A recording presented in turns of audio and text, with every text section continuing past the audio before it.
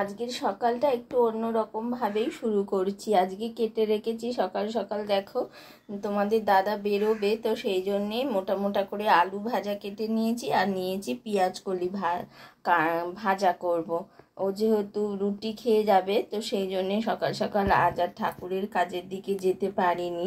তো আজকে বসাবো পেঁয়াজ কলি আর আলুটা আগে ভেজে নেব। মোটা মোটা আলু ভাজাটা একদম ছাকা তেলে ভেজে নেব, তারপরে ভাজবো পেঁয়াজ কলি।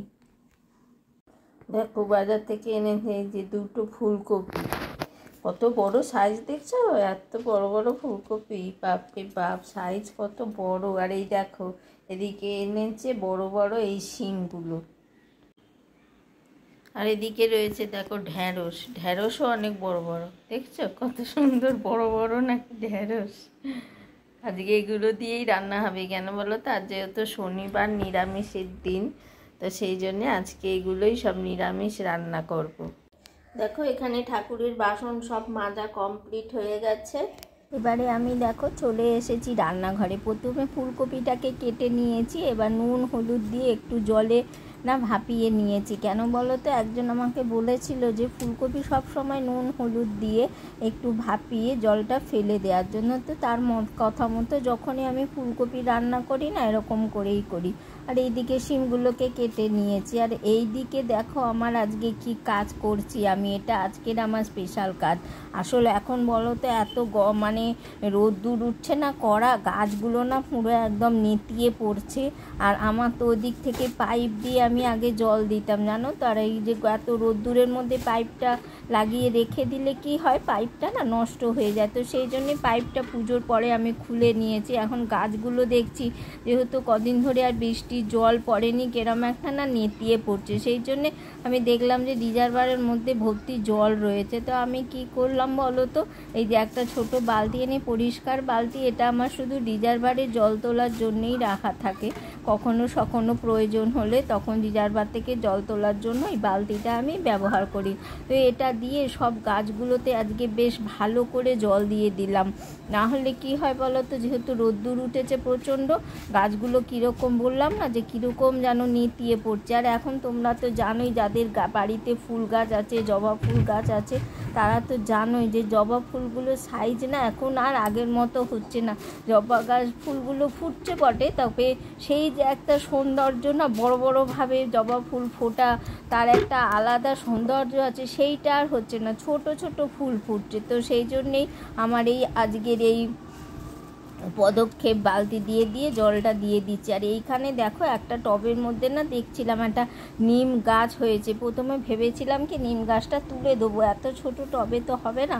তারপরে ভাবলাম যে না থাক, নিমের হাওয়া সবাই বলে নাকি ভালো, বাড়িতে টবের মধ্যে হয়েছে কত ভালো, তাই না? থাক, যেটুকুই হয়, যতটুকুনি বড় হয়, নিম পাতাটা তো পাওয়া যাবে, আর ঘরের মধ্যে থাকাও নাকি ভালো। সেই জন্যে ওই গাছটাকেও দরজার পাশে এনে আমি রাখলাম, জানো তো। আর এখানটায় রেখে একদম শুকিয়ে গেছে বলে একটু জল দিয়ে দিলাম। দেখো কথা বলতে বলতে তোমাদেরকে না আজকে আমি গুড মর্নিংটাই বলতে ভুলে গেছি, দেখেছো?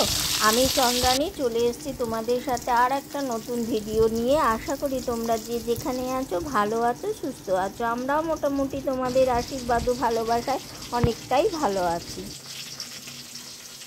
এখন আমি ফুলকপি তরকারিটা ভাজতে বসিয়ে দিয়েছি।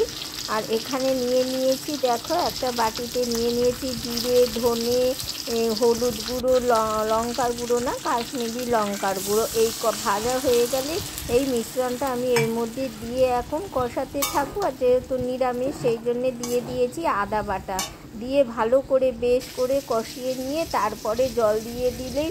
আর এখানে দিয়ে নিয়েছি দেখো সামান্য পরিমাণে একটু টক দই, যেহেতু নিরামিষ তো সেই জন্য একটু টক দই ফাটিয়ে নিয়ে নিয়েছি। টক দইটাও আমি কষানোর পরে এর মধ্যে দিয়ে দিলাম। দেওয়ার পরে আরও কিছুক্ষণ আমি একটু কষিয়ে নেবো, নিয়ে জল দিয়ে দেবো, দিলেই তৈরি হয়ে যাবে আজকে আমাদের নিরামিষ ফুলকপির তরকারি। আজকে আর বেশি কিছু করব না।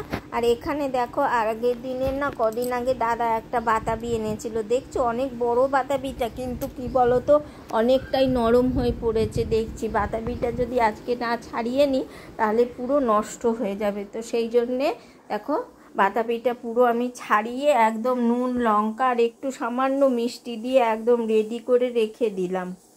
আর আজকে না আমি তোমাদের আর একটা জিনিস দেখাবো, চলো আজকে আমি নিয়ে যাচ্ছি তোমাদের। সেদিন আমি বলেছিলাম না যে আমাদের পাড়ার কাছেও একটা পুজো হয়, তো আমার মাঠের সামনেই দেখো একটা বড় তারামার পুজো হয় আর কি। চলো আজকে না তোমাদেরকে আমি সেই প্যান্ডেলটা দেখিয়ে আনি, সেই জন্যে তোমাদেরকে প্যান্ডেলটা দেখাবো বলেই এখন আমি দেখো বেরিয়ে পড়েছি। এই যে সামনে পাশেই যে মাঠটা তোমরা দেখো, আমার বাড়ির পাশের সেই মাঠটা, আর এই মাঠের ঘাস শেষ হলেই শেষ মানে সামনের দিকে আর কি রয়েছে এই যে প্যান্ডেলটা। ওই যে দেখো ওই পেছনটাতে ওই সোজা একদম শেষ প্রান্তে হলো আমাদের বাড়ি, আর এই দিকে দেখো এই যে একদম রাস্তার মুখে হচ্ছে প্যান্ডেলটা। তো চলো তোমাদেরকে আমি দেখিয়ে আনি।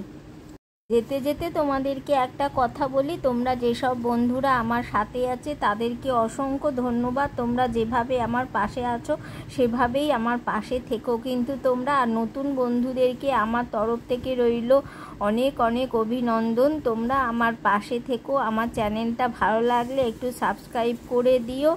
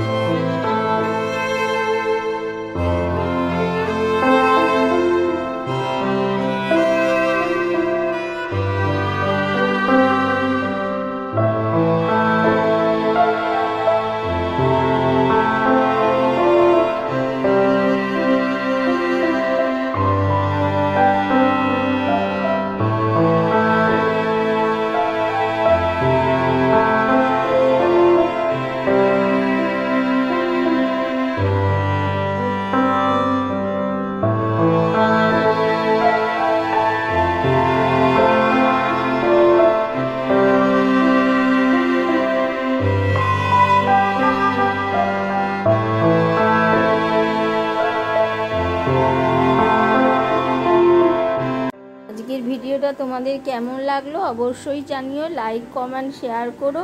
আর তোমরা সবাই ভালো থেকো, সুস্থ থেকো।